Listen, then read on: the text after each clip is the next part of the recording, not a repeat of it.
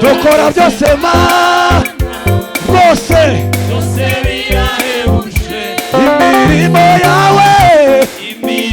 yawe mana yose irahebuje ibyo ukora mana we byose mana nukuri we nicyo kidutera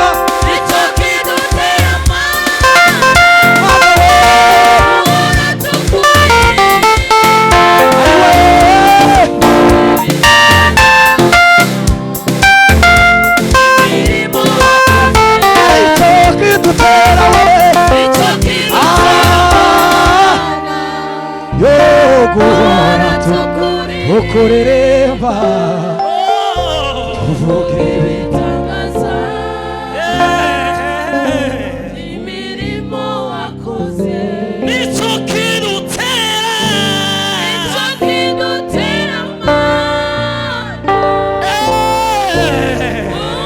tuvuga ngo nicyo kidutera haleluya uvuga ibitangaza time kine frode la fera tuzamura icyubahiro cy'Imana tuzamura icyubahiro cy'Imana nubwo pasiteri yatambutse ariko tukizamura haleluya amen tuzamure abantu bose ariko haleluya tuzamura icyubahiro cy'Imana umunota umwe twotibura Imana hano muzamura icyubahiro cy'Imana haleluya uvuge neza ongera ufate ino mikoro uvuge gutyo uwo munota umwe tuwukoreshe neza nicyo kidutera mana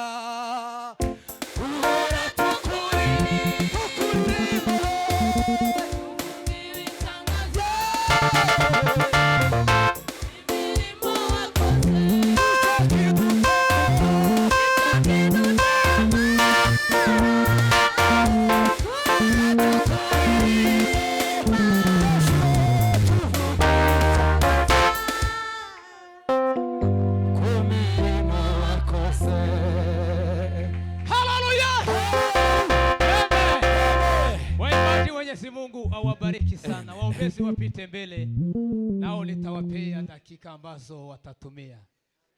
Dakika 5 alafu mtakuja kutupea nafasi ili tuendelee na mambo mengine. Waombezi hata waimbaji wenye hawajachoka tutaendelea kusaidiana. Tutaendelea pia na waimbaji. Muze mutuyobore mu ndirimbo. Tuzamura ibiganza. Hallelujah! Amen. Bwana asifiwe. Amen. Twongere irindi rimwe tuzamura ibiganza kubera ko no munsi ari Pentecost. Nawe ubizamure rimwe gusa nitumara turirimba. Hallelujah! Hallelujah! Hallelujah! Hallelujah! Hallelujah! Amen. Umukunga. Hallelujah.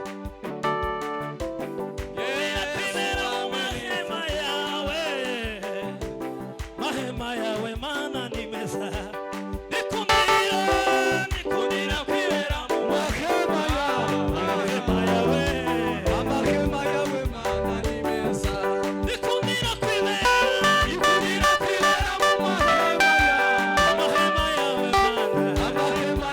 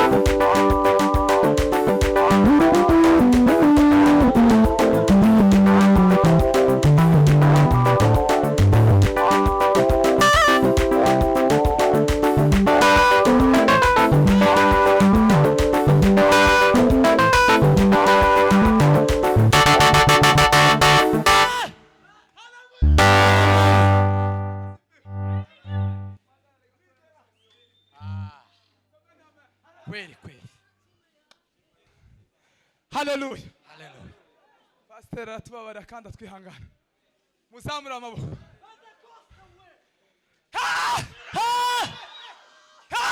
Haleluya. Samani ama Atukuza. tugiye gusubira. Hanyuma abantu babizira mwizirane kwa utaratibu. Haleluya. Natwe abayumbe. Haleluya. Umuntu wawe usirima ntahagarara hano mu ndarasa. Tuvuge ngo amen. Kubera impamvu zo kwirinda impanuka. Turasahanga habuye. Tunyire nahanga kari hagati pe nakana. Mugafata mama we nibakegera gafata. Nahanga habuke mu nzira zose. Duweze Imana ikibaho. Tukuze Yesu.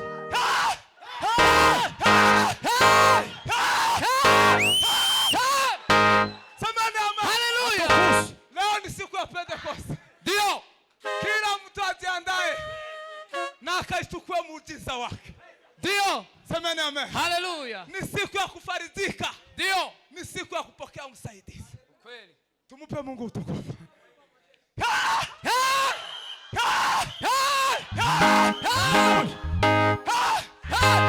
Wasawe hawezi kupokea. Nikwebwe Simon umukonikoni. Aravuga ngo impano y'umukati sigugwa amafaranga.